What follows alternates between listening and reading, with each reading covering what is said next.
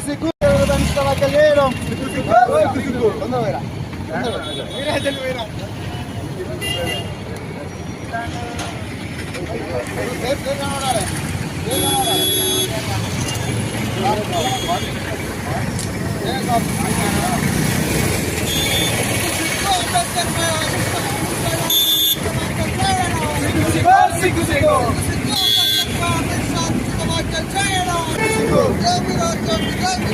దొంగల రాజ్యం దోపిడి రాజ్యం